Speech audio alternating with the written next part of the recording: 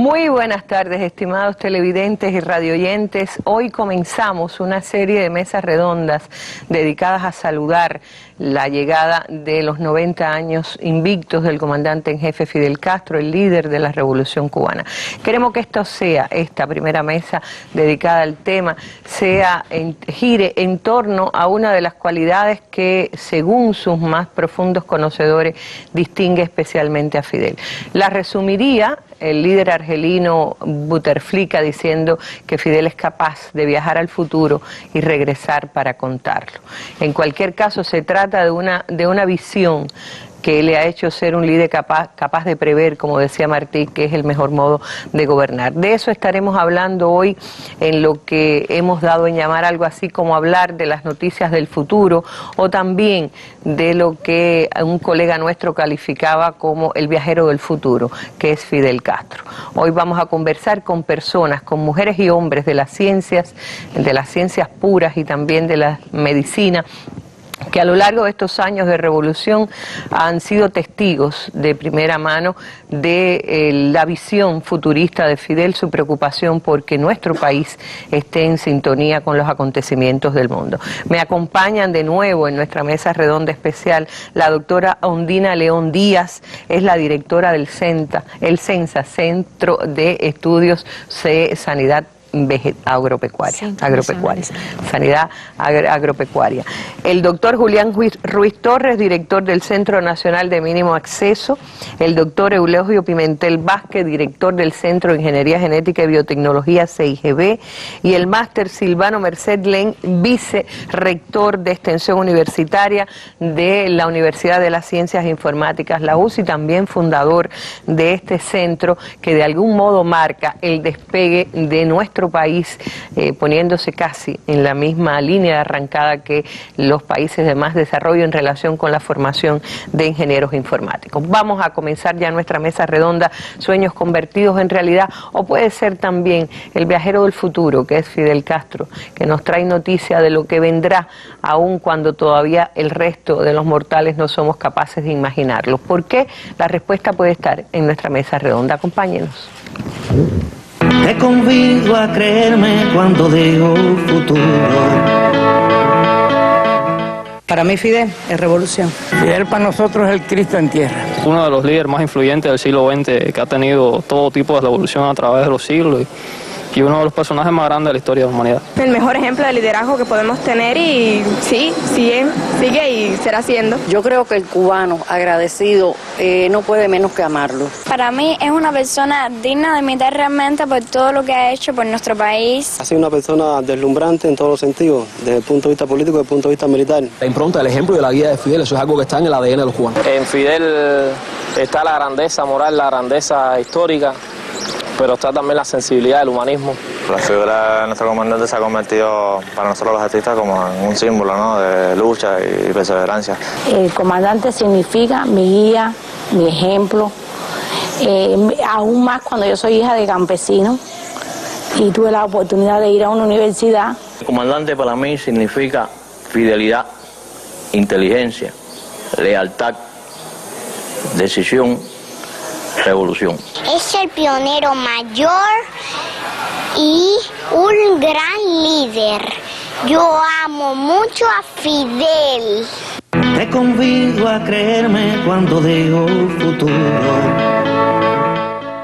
Estas son algunas de las opiniones recogidas a lo largo y ancho del país por las corresponsalías de la televisión cubana en cualquier rincón del país. Desde Oriente hasta Occidente hemos estado apelando también a quienes quieren enviar su mensaje y comentar sus impresiones sobre el líder histórico de la revolución en la cercanía de sus 90. También vamos a tener hoy el inicio de una, no sé cómo llamarle, en informática o en computación, pero va a estar corriendo algunas opiniones, algunos como versos dejados por algunos de sus grandes amigos o conocedores o sencillamente personalidades de todo el mundo que se acercaron a él, que lo conocieron y que han dejado su opinión sobre Fidel y que hemos recogido gracias al libro, a los libros preparados, varias ediciones por el periodista ya fallecido Luis Baez, quien en una serie de libros, de ediciones de Absuelto por la Historia, recogió opiniones que ustedes la verán aparecer con la fotografía de quienes la dijo. Así que no digo más y empiezo para poder aprovechar el tiempo. Esto va a ser una conversación con mis invitados, con nuestros invitados de hoy. Voy a empezar con la doctora Ondina, por ser la mujer y por ser seguramente el primer centro de la ciencia que de algún modo adelanta esa visión de futuro de Fidel. ¿Por qué Ondina defendería que el CENSA simboliza uno de esos centros que expresan los viajes al futuro de Fidel? Bueno, muy buenas noches a este colectivo maravilloso que ya me ha invitado en varias ocasiones y me siento muy agradecida de que tomen en cuenta mi presencia acá con mi colectivo de trabajadores. Realmente es muy importante esta visión del comandante, específicamente en el CENSA y en otros centros también de la esfera agropecuaria en el país, porque ese amor por la ciencia agropecuaria del comandante prácticamente desde la historia nacional y posiblemente en otros alegatos y ya desde el triunfo de la revolución se materializa muy bien, y él visualiza la importancia que significa para un país como Cuba y quizás para muchos más de la región, de tener un centro como el CENSA, que inicialmente se denominó Centro Nacional de Salud Animal y que hoy en día se llama Centro Nacional de Sanidad Agropecuaria, con el objetivo precisamente de preservar y salvaguardar la salud humana, y particularmente por esa visión y esa idea. Yo diría que fue el primer líder mundial, años bastante lejanos a la actualidad, donde él plantea la importancia de considerar una sola salud. Lo dice en sus palabras, con sus formas, con sus ideas. Sí, porque cuando usted decía de preservar la salud humana, sin embargo estaba hablando de la salud agropecuaria, es decir, que se dio cuenta de que una podía sostener la otra. El impacto fundamental que hoy en día se utiliza y se emplea para analizar el tema de los desastres que ocurren a nivel mundial en la esfera sanitaria en general, vincula y plantea como elemento fundamental ese enorme e importante paradigma que es una sola salud. Y el comandante, precisamente desde el año 69 que crea el CENSA, con un grupo de médicos humanos que se seleccionan y que se forman en los mejores y más importantes laboratorios mundiales para adueñarse de las principales tecnologías de avanzada y fomentar una ciencia en favor de la salud animal, pues ya está incorporando a ese colectivo a otro centro que inicialmente fue el CENIC, el Centro Padre de la Ciencia Cubana, donde él precisamente inserta ese grupo de jóvenes para que se formaran y para que se adueñaran de esas tecnologías. Yo diría que como elemento fundamental... Es decir, yo, perdóneme, recuerdo que en la mesa anterior usted hablaba de eso, pero me parece importantísimo puntualizarlo. Personas que estudiaron medicina, se convirtieron en veterinarios, por ejemplo. Exacto, o sea, se dedicaron a estudiar la ciencia veterinaria, la salud animal y otros elementos como la reproducción. ¿Y eso ha sido después en el mundo, se ha hecho también? ¿En Cuba se hizo por primera vez? En Cuba yo pienso que se hizo por primera vez.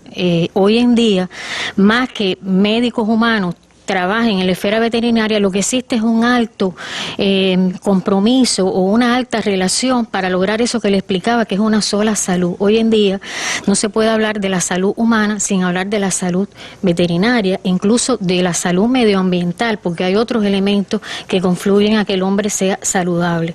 Yo debo destacar aquí la importancia que tiene las enfermedades zoonóticas, las enfermedades emergentes que afectan a los animales. Hoy en día eso es bastante claro en las noticias actuales, como las enfermedades emergentes que afectan a los animales, muchas de ellas son zoonóticas. Estamos hablando de un 75% de las enfermedades que afectan a los animales afectan al hombre.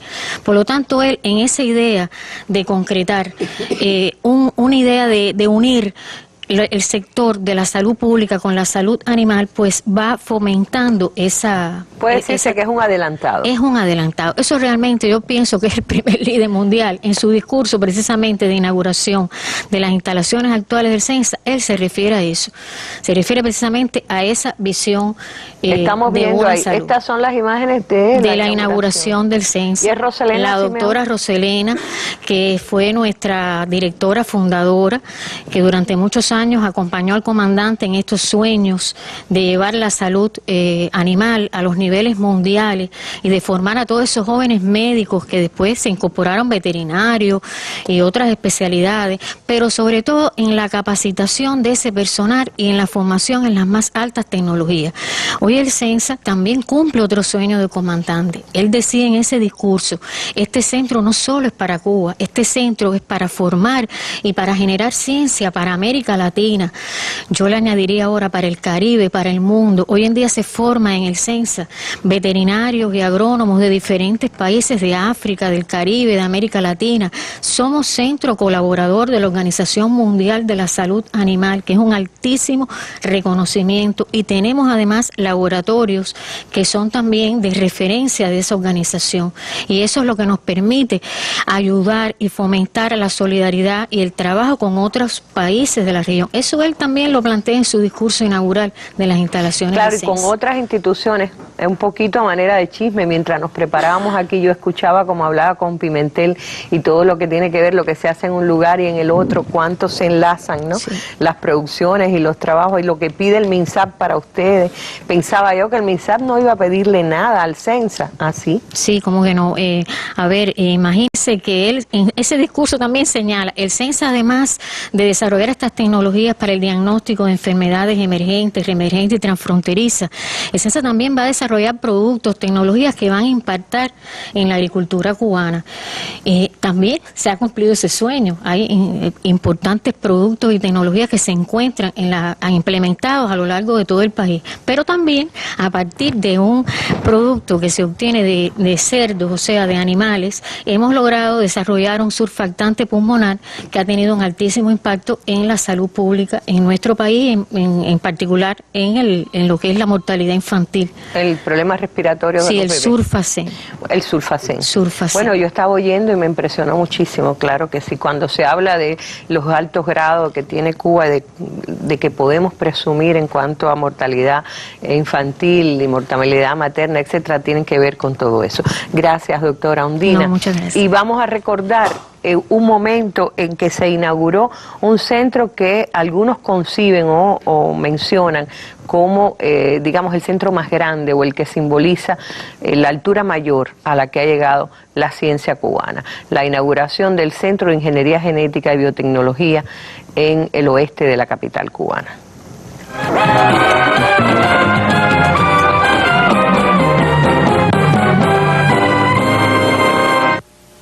Esto tiene su historia, como yo he explicado otras veces.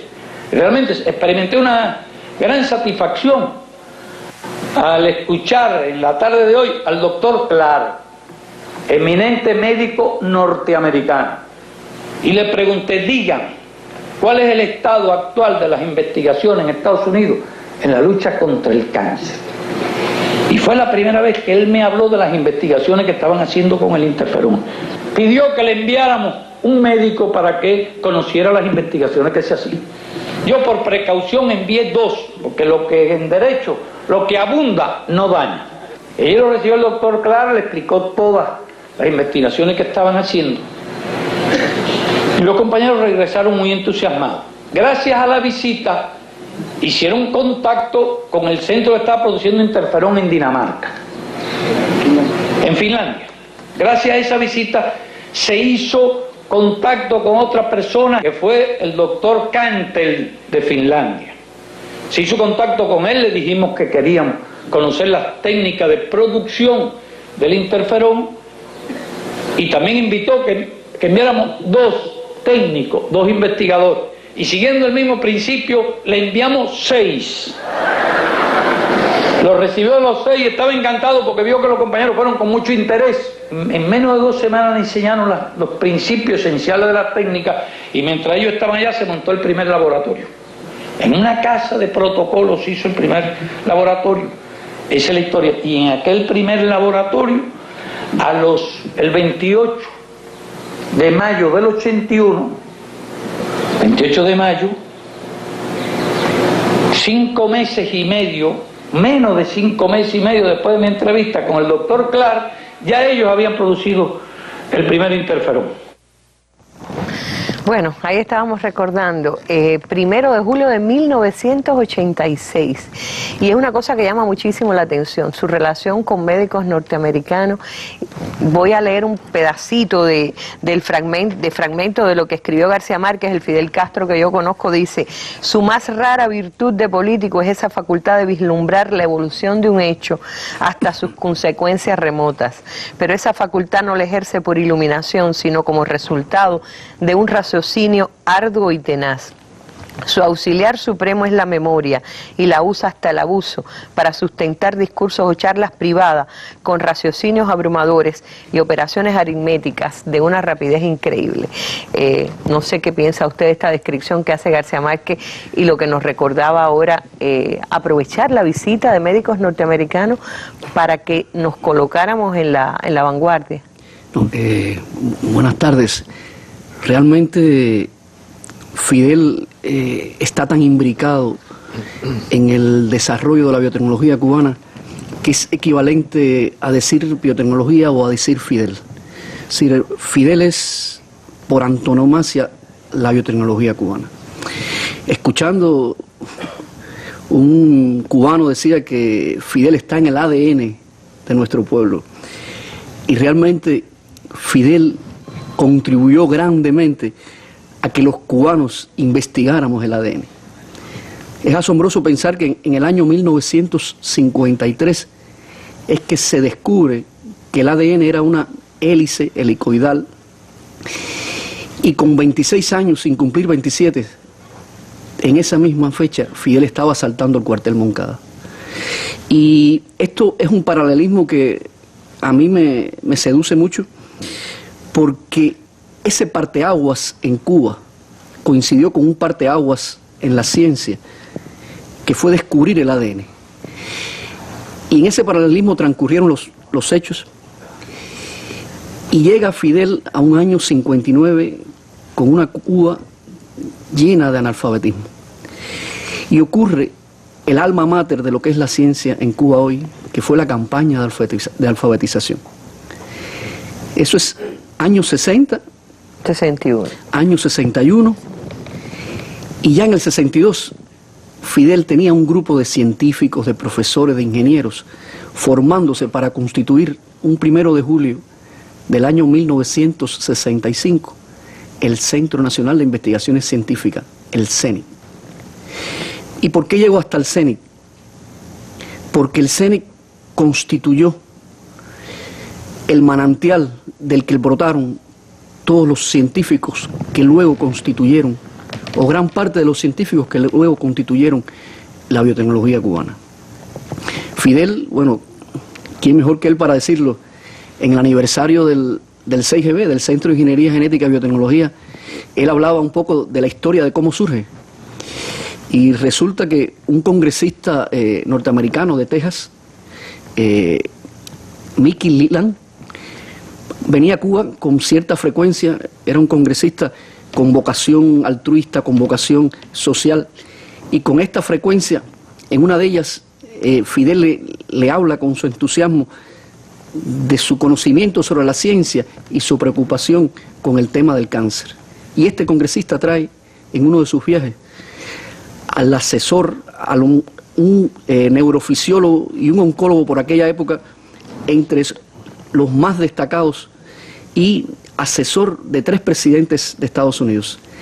Y a partir de ese congresista es que conoce Fidel a este científico, el doctor Rodolph Lee Clark, y el que estaba invitado a la inauguración del CIGB. Que participó en la inauguración y que él se refiere en esa intervención.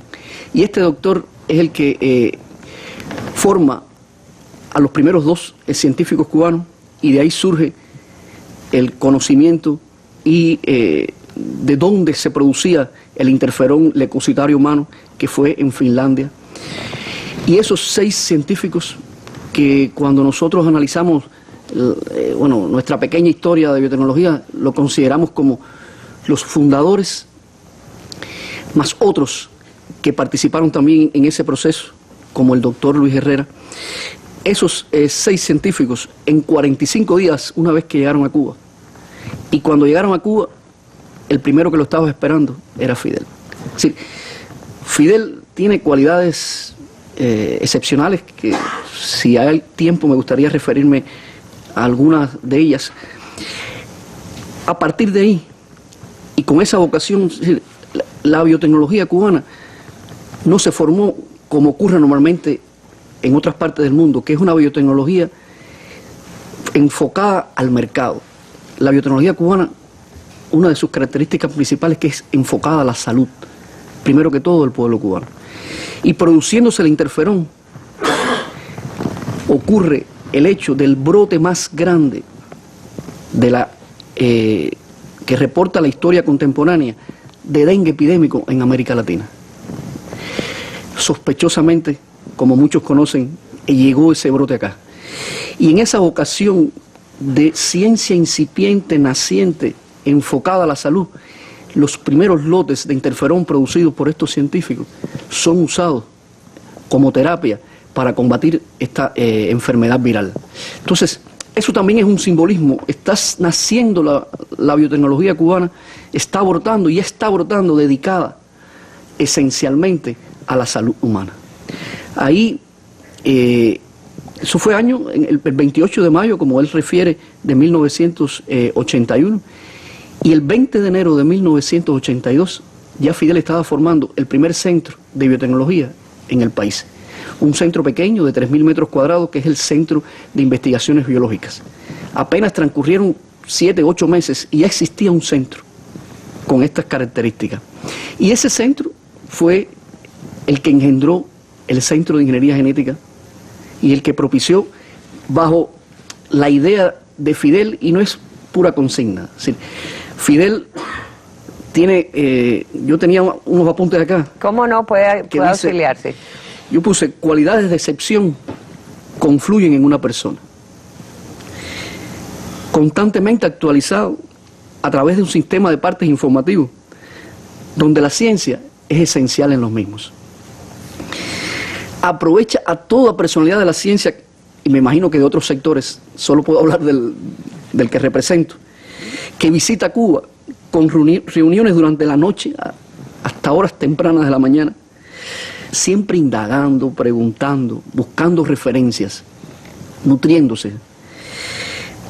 Cualidad excepcional de discriminar entre lo ordinario y lo estratégicamente vital por su papel futuro. Eso es lo que dice Bouteflika de Fidel. Capacidad de convertir en acciones o proyectos las ideas que considera revolucionarias. Es decir, Fidel no solo es un pensador, Fidel es un hombre de acción. Investigador científico por naturaleza, concibe la idea, diseña los bocetos, experimenta, pero no es solo un científico. Fidel tiene un pensamiento de proceso, tiene un pensamiento ingenieril. Los resultados de la ciencia o de sus experimentos que él considera de éxito, los escala y los convierte en industria, la nuestra, o en sistemas como el sistema de salud, como el sistema educacional, como el sistema cultural. Fidel, y esto lo tomo del doctor Agustín Laje, algo esencial y excepcional en él es el sentido de la urgencia, captado en esa frase del profe Fidel que dice: milito en el bando de los impacientes, de los apurados. Tengan en cuenta que Fidel en 8 meses crea el primer centro de la biotecnología cubana, y 2 años después que surge la idea del Centro de Ingeniería Genética, se funda el Centro de Ingeniería Genética. Es decir, para Fidel lo imposible es lo que tarda un poquitico más en conseguirse. Es decir, Fidel no tiene imposible. Y les digo honestamente, no estoy exagerando, solo estoy describiendo lo que he visto y lo que me han contado los padres fundadores y mis compañeros de trabajo. Perdón, es decir, la voluntad de plantearse metas cada vez más altas y más audaces. Gabriel García Márquez, al que usted mencionó, caracterizó una vez a Fidel como un hombre de ilusiones insaciables, incapaz de concebir ninguna idea que no sea descomunal. Y por último, la idea de Fidel de una economía basada en la ciencia, o de conectar la ciencia con la economía, es distintiva y hace que se digan por terceros, no por nosotros, que la industria más desarrollada de los países en desarrollo es la industria biotecnológica cubana. No se me vaya todavía porque nos queda, con usted voy a ahorrar un poquito de tiempo nada más, pero es imprescindible. En el caso de la biotecnología, el hecho de que nace, que se inaugura en el año 1986, 4 años después, sobreviene el derrumbe, el desmerengamiento del campo socialista y el país llega al fondo, llegamos al más del 34% por debajo del Producto Interno Bruto. ¿Cómo explica, cómo es que se sostiene la biotecnología que es tan cara? Yo creo que eso tiene mucho que ver también con una percepción, primero, de que se iba a salir pronto de ese bache. Bueno, usted me ha dado una oportunidad excelente, porque ese es uno de los tantos ejemplos de Fidel, de ir al futuro y después regresar para contarlo.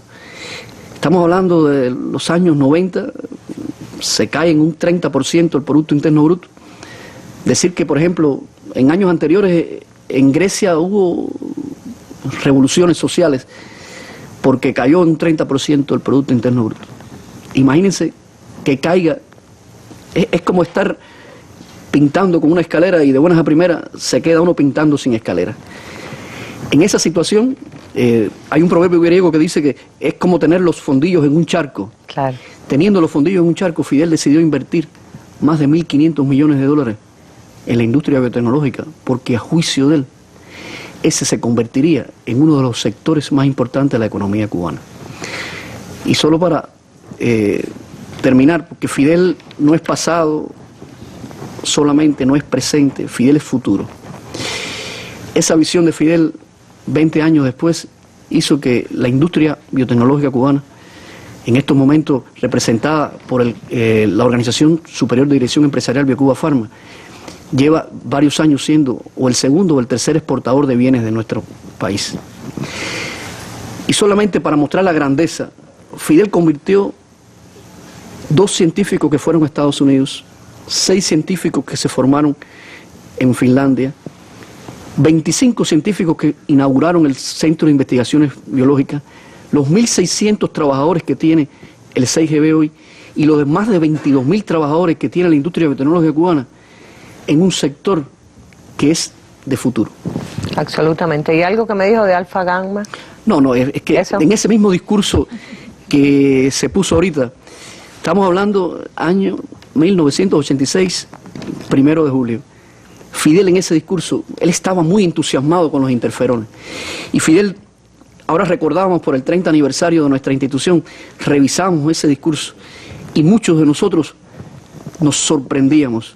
Incluso nuestra piel se erizaba, porque dice Fidel, y combinarán los interferones para el tratamiento del cáncer. Y hoy en día, uno de nuestros proyectos de investigación, el 6GB 128, es la mezcla del interferón alfa y el interferón gamma para el tratamiento de melanomas en el hombre. Eso es un ejemplo singular, pero que, bueno, añade más leña al fuego respecto a esa visión futurista de Fidel. Aquí estamos hoy, gracias doctor Pimentel, para probar que no es la emoción del reconocimiento de un liderazgo, del enamoramiento que causa sin discusión entre sus contemporáneos y sus compatriotas, Fidel Castro como líder histórico, líder de talla universal, como lo describía su amigo, su gran amigo, el mejor amigo, Hugo Chávez. Es algo que se constata en los propios acontecimientos que sostienen nuestra economía y que sin dudas están sosteniendo también el futuro de Cuba. Pero yo le propongo ahora que vayamos a algo que tiene que ver con la medicina cubana y que también tiene que ver con una visión de lo que sería el futuro de las intervenciones quirúrgicas en el llamado mínimo acceso, y que a ese mínimo acceso tuviera acceso todo el pueblo de Cuba. Vamos con un reportaje en el moderno centro de mínimo acceso de nuestra capital. Un terrible padecimiento hizo que esta treintañera de Mayabeque acudiera al Centro Nacional de Cirugía de Mínimo Acceso en busca de ayuda. Fue un momento extremadamente difícil para el que puedo decir que no estuve preparada en ese momento. Seguridad sí sentí. Desde el momento en que uno llega a una institución y los trabajadores desde la entrada hasta este minuto se están preocupando por el paciente. Eso se llama profesionalidad. En otro de los salones, Natividad, una camagüeyana casi octogenaria, llega desde su tierra para someterse a una neurocirugía. La estamos reinterviniendo aquí para tratar de resolver el problema, porque las fístulas de líquido cefalorraquídeo que producen meningoencefalitis como complicación son extremadamente peligrosas para los pacientes. Y estamos tratando por esta vía mínimamente invasiva. Son muchas las historias que han llegado a feliz término en las manos de doctores como Tania y Luis en sus más de 20 años de labor. Por la atención que uno tiene en el quirófano no sientes que pasa el tiempo y después que sales te sientes cansada, pero cuando todo sale bien, sales muy contento porque realmente los pacientes salen bastante bien, bien despiertos y se sienten muy bien con nuestra atención. La introducción del mínimo acceso representó un cambio de pensamiento y paradigma. Un procedimiento que respeta más la integridad física del paciente. La cirugía de mínimo acceso, en ocasiones se confunde el término. Cirugía de mínimo acceso es un nuevo paradigma en el cual el acceso al área quirúrgica es pequeño, es mínimo, pero con mucha frecuencia se tratan de cirugías de máxima complejidad. Confiesan estos recién operados que a pesar de la complejidad de sus intervenciones, siempre se sintieron confiados en el resultado. Yo en la vida no tengo temor a nada. A veces puede tener temor si las cosas cuando van a suceder, suceden, así que ¿para qué tú vas a tener temor? Hay que enfrentar los problemas como vienen. Soy médico mexicano y padecía yo un problema muy fuerte intestinal. No encontré una solución efectiva en mi país y sabiendo de la trascendencia que tiene la medicina cubana, decidí venir a La Habana, aventurarme a venir.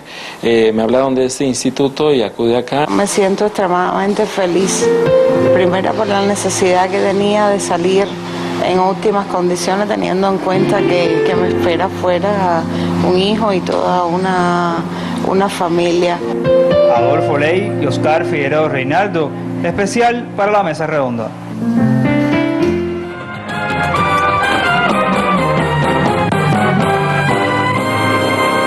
De las cosas que tiene el mínimo acceso es que usted llega allí, las personas saliendo del salón de operaciones le dicen, ¿cuándo van a poner esto en la mesa redonda? Entre otras cosas porque la gente siente que por fin hay un lugar donde sin abrirte casi la panza o cualquier parte del cuerpo, pues le están a usted cambiando la vida. Yo quiero saber qué tiene que ver Fidel y su visión de futuro con el centro de mínimo acceso, doctor. Bueno, buenas noches.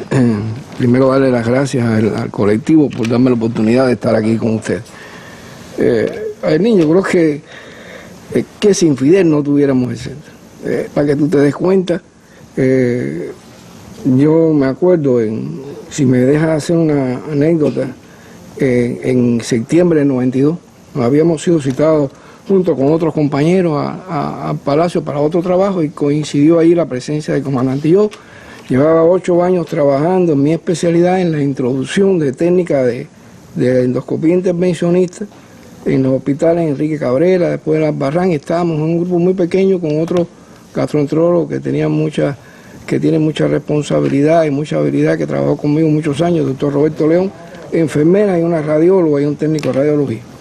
Y habíamos avanzado bastante en la introducción de técnicas de este tipo, pero él sabía eso, yo coincidí con él ahí en ese lugar, entonces me llama y me pregunta de cómo, me hizo 3 preguntas, me dijo ¿cómo va ese trabajo? No, yo le expliqué que vamos bien, y me dijo, bueno, ¿y qué tú crees de mínimo acceso?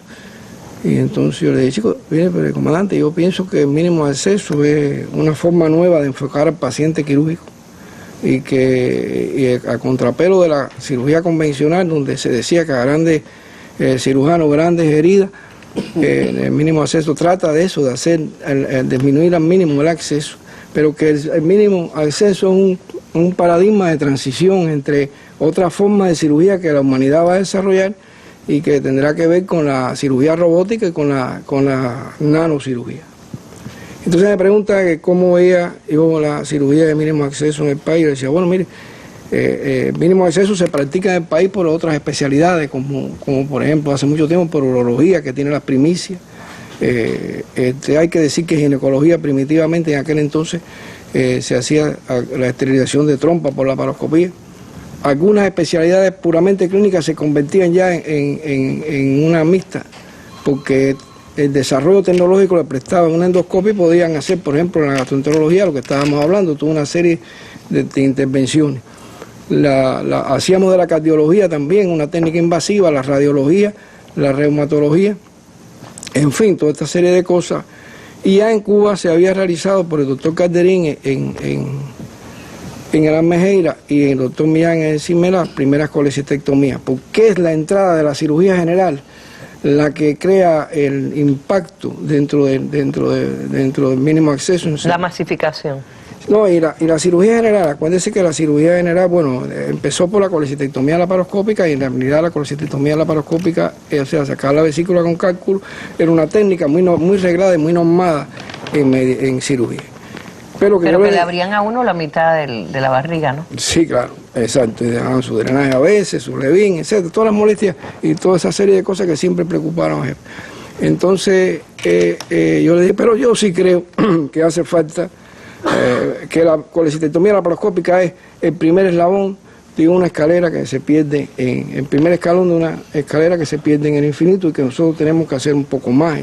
Dice, coincidimos con eso. ¿Qué hacía falta para ese grupo que tú tienes en Calixto para desarrollar lo más rápidamente y científicamente posible y crear el know-how para poder tener un núcleo de gente que pueda desarrollar al máximo el mínimo acceso y formar toda esta serie de cosas? Entonces, en realidad, pues, en ese momento, en el año 92, en medio de toda esa crisis económica, él me decía, ¿qué necesitamos? Bueno, necesitamos la gente y necesitamos comprar los equipos. Y destinó un número de dinero, para el otro día prácticamente, después de comprar los equipos que dieron la posibilidad en el Calixto García de crear el grupo que con el devenir de los años pues, fue el centro de mínimo acceso. Y a partir de ahí se desarrollaron cosas muy bonitas, se empezaron a entrenar otras especialidades, se incorporaron otras especialidades, valga la redundancia, y se desarrollaron 119 servicios de mínimo acceso en el país. Él comprometió a los presidentes de empresas importantes que eran las que abastecían nuestros endoscopios, nuestros instrumentales, y creó aquella sala pequeña de Calixto García que después, bueno, tuvo el problema que con la lluvia, bueno, en la ampliación se destruyó y nos mandaron para el centro, al Policlínico Hospital Luis de la Puente Uceda, allí por preocupación de él, porque ya no podíamos trabajar donde estábamos, y bueno, con el tiempo después, bajo la presidencia de Raúl, que fue el que en definitiva también al final, sin su decisión, yo creo que no tuviéramos el centro que tenemos hoy en día. Es posible que la cirugía siguiera de mínimo acceso en el país sin la presencia de este grupo, pero no tendría tanto desarrollo como tiene nuestro país. Hay una concepción ahí que usted me comentaba, que es que no es solo el equipamiento que se compró de la más alta tecnología, no solo la preocupación porque se extendiera a todo el país, sino también que ustedes fueran al mismo tiempo entrenadores es decir, y hoy en las obras de ampliación del hospital, ustedes están del instituto, ¿no? Es el centro. Es un centro nacional de mínimo acceso. Sí, nosotros, para que tengas idea, solamente entre el 2007 y el 2015 se han realizado 897 actividades docentes, hay 2.479 graduados, de ellos 388 internacionales, hay 22 investigaciones, realizadas 31 proyectos, hay 22 proyectos en ejecución hoy en día, hay 12 doctores en ciencia en la institución en este momento, de 41 plantilla de 42 médicos. En fin, se creó la actividad y el sentido que él quería de la cuestión. Introducir el mínimo acceso, él sabía que ya esa es una técnica que implicaba un esfuerzo y que iba a convertirse prácticamente en un futuro. El mínimo acceso, lo que quiero decir es que el mínimo acceso va a estar limitado solamente a la aparición del instrumental necesario para realizarla, pero cada día son más las operaciones que son realizadas por esta vía, y sobre todo tiene esa humanidad. Yo recuerdo una anécdota, si me permite. Sí. Que nos habían citado cuando el viceministro Joaquín de asistencia médica nos llevó a jefes de grupo y presidentes de sociedades y jefes, directores de centro a una reunión con el comandante, y entonces le tocó al mínimo acceso y yo empecé a hablar de que lo económico que podía hacer y que disminuía el gasto en estadía hospitalaria. Entonces me dice, bueno, pues ya estudiaste economía. Digo, no, yo no he estudiado ninguna economía. Dice, ¿por qué tú no me hablas de lo humano que puede ser. El principio siempre de humanidad prevaleciendo, y eso, de que mientras usted estaba pidiendo equipo, porque esto es parte de conversaciones que hemos tenido antes también, mientras él estaba pidiendo equipo para desarrollarlo, Fidel le dijo no, 1 no, 14. Que cada provincia debe tener el suyo. Ese principio de que hasta el rincón más lejano del país debe tener acceso. Y lo vimos allí también, el centro de mínimo acceso, personas llegadas desde la punta del Cabo de San Antonio o desde Baracoa que tienen el acceso mientras haya problemas con alguno de estos servicios en otros territorios del país. Gracias, doctor, y gracias también al Centro de Mínimo Acceso por la manera en que están llevando a cabo y el crecimiento que se avisora. No tenemos tiempo para hablarlo, pero algún día hablaremos de la nanotecnología y cuánto es ese mínimo acceso, el primer paso, como usted decía, para lo que viene. Y para que un día sea directamente ahí, en el punto focal, como nos decía el otro día el doctor Valls, que vayamos directamente al mal, sin tocar otra parte del cuerpo. Ahora vamos hasta el centro de, bueno, lo que tiene que ver, ustedes no sé, la mayoría seguramente vio ayer el interesantísimo debate entre Reinaldo Taladrí y la doctora Beatriz Marcheco sobre el peso de lo que tiene que ver con el ADN y con todo ese tema en nuestro país y en el mundo. Bueno, pues la mesa redonda también quiso acercarse porque en esa materia Cuba, si está en la punta de vanguardia, tiene mucho que ver con la visión del líder de la Revolución Cubana, Fidel Castro.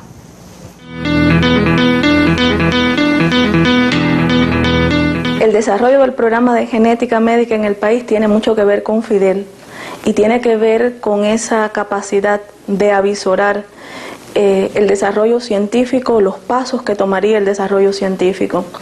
Es significativo que en el año 1983, en el mes de abril, cuando se realiza un claustro con los profesores de la Universidad de Ciencias Médicas de La Habana, hay una parte de la intervención de Fidel que está en relación con el desarrollo de las especialidades médicas. Y Fidel plantea que dentro de los programas de tecnología avanzada se encontraría el programa de genética médica, que ya había comenzado 2 años antes a introducir pesquisajes para la búsqueda de malformaciones congénitas en algunas provincias del país, entre ellas La Habana. Pero desde ese momento Fidel ve el programa de genética médica con un alcance universal, con la necesidad de diagnosticar lo más temprano posible las enfermedades genéticas y tanto como fuera posible en el embarazo. La Organización Mundial de la Salud reconoce a Cuba como el primer país del mundo que introdujo la genética en la atención primaria de salud. Y esa fecha fue el primer acercamiento de esos servicios de genética a la comunidad. Ahí Fidel habló de genética comunitaria, un concepto que aparecería luego 15 años después.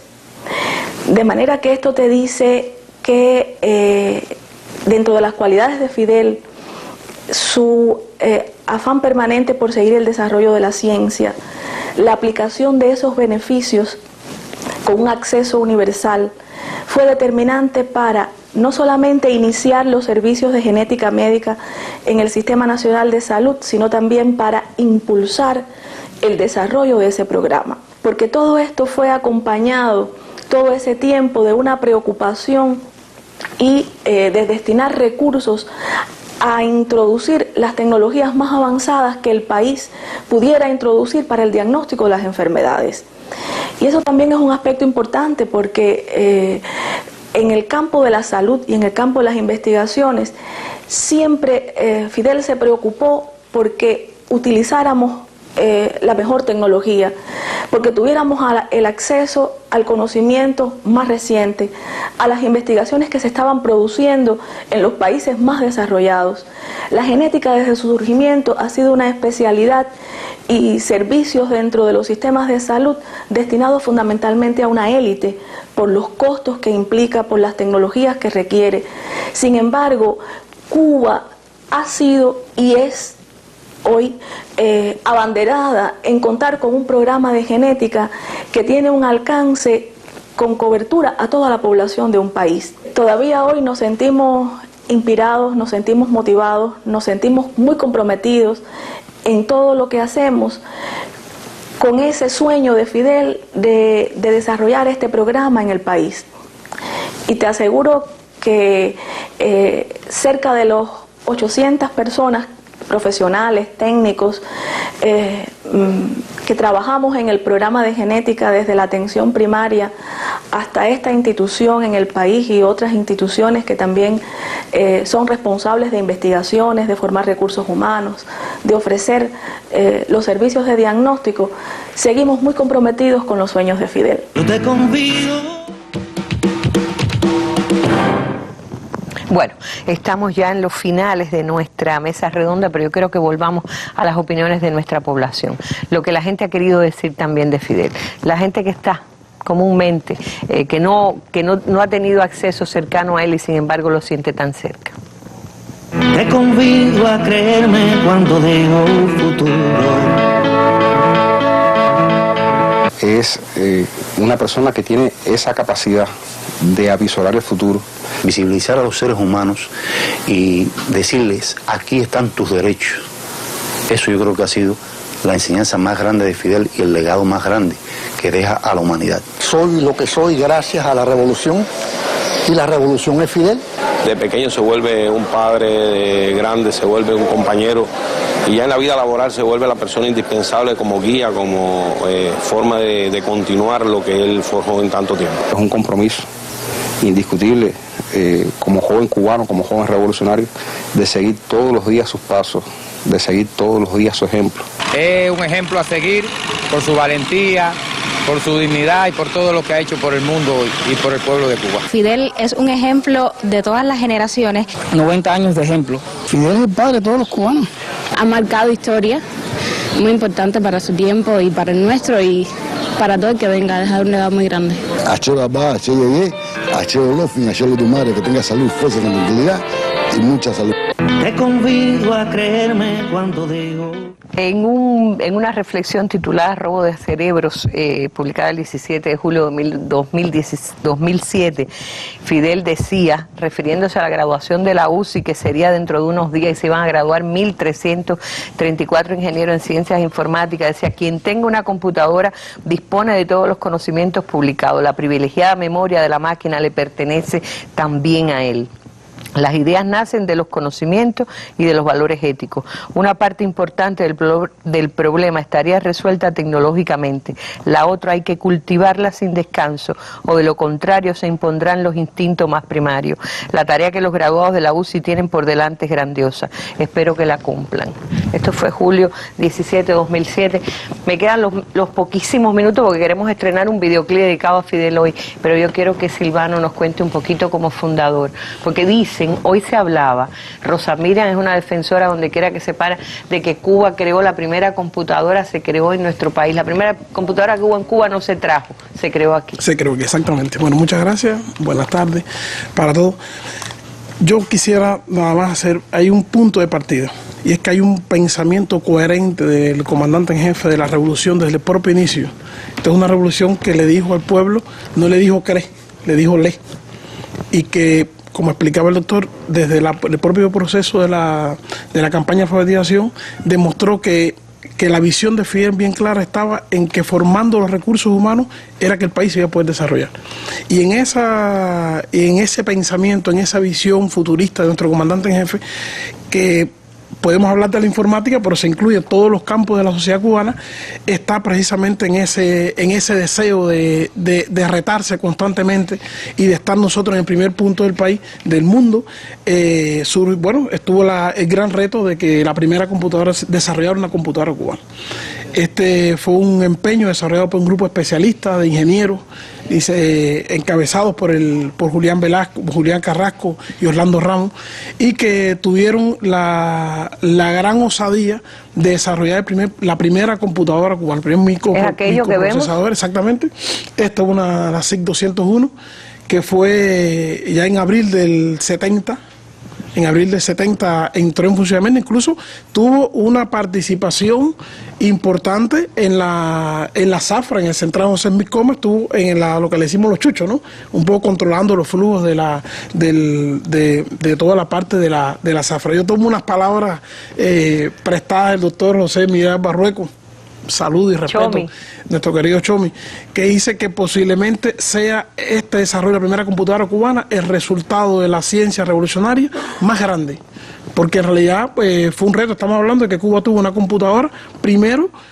Bueno, hay muchas personas, estudiosos, que dicen que es la primera que tuvo un país del tercer mundo, y yo creo que es un hito importante que dice cómo el país, cómo Fidel vislumbró la importancia de la informática, de la computación en el desarrollo del país. En la resolución económica del quinto Congreso del Partido, ya se hablaba de que había que trabajar por informatizar la sociedad cubana. Muchas personas piensan que la UCI salió así como que de la nada, ¿no? Pues se le ocurrió al comandante, pero en realidad el país estaba dando muchos pasos en función de potenciar el desarrollo de la informática. Se habían creado los Joven Club Computación, que es un hito importantísimo en nuestro país, llevar la computadora al barrio. Se había ampliado los estudios de informática en la primaria y en la secundaria. Se había creado en el año 2000 el Ministerio de Informática y Comunicaciones.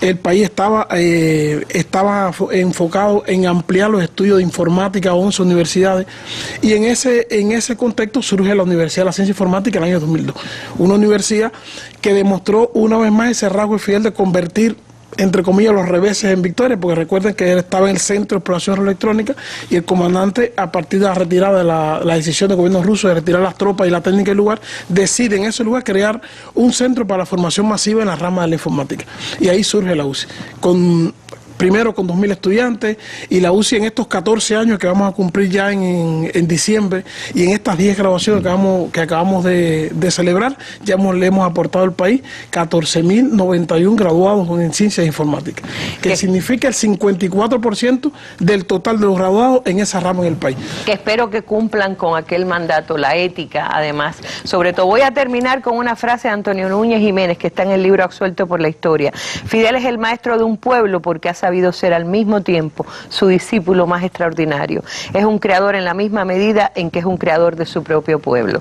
Bueno, esto que ven aquí va a presentarse el próximo 12 en el Pabellón Cuba a las 3 de la tarde. Canto a Fidel. Hay un grupo de intérpretes que, guiados por la intérprete, creadora e intérprete Ivette Letoucet, le puso música a un bellísimo poema de Carilda Oliver. Este es nuestro regalo, comandante, para usted en el cierre de nuestra mesa redonda de hoy, que ha querido ser una expresión de lo que ha sido su condición de viajero al futuro, que ha permitido que estemos instalados en él antes que otros muchos países. Vamos con este canto, que es una felicitación a Fidel, a despedir hoy nuestra mesa redonda. Canto a Fidel, Ivette Letoucet y un grupo importante de intérpretes cubanos, entre los que está Angelito Bonne y otros que ya verán. Es un regalo de la EGREN y de la mesa redonda. Muy buenas tardes, noches, felicidades adelantadas. No voy a nombrar a Oriente, no voy a nombrar la sierra, no voy a nombrar la guerra, pero solos diferentes. No voy a nombrar a Oriente, no voy a nombrar la sierra, no voy a nombrar la guerra, penosa luz diferente. No voy a nombrar la frente sin un cordel, la frente para el laurel, la frente de plomo y uva. Voy a nombrar toda Cuba, voy a nombrar a Fidel.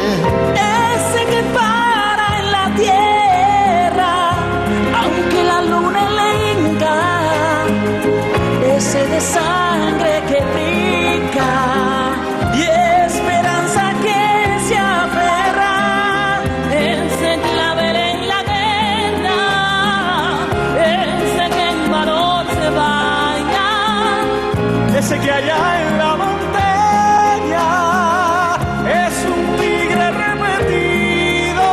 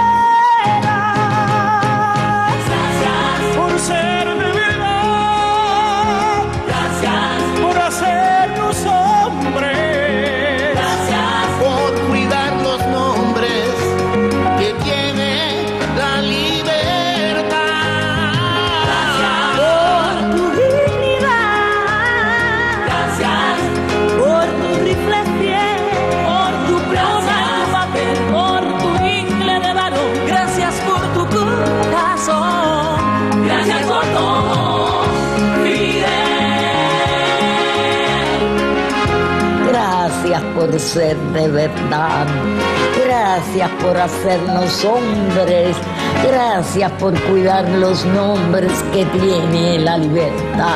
Gracias por tu corazón, gracias por tu gran valor, gracias y por esa estrella que siempre tú has tenido. Gracias por mostrarnos el camino, gracias por la patria y su destino.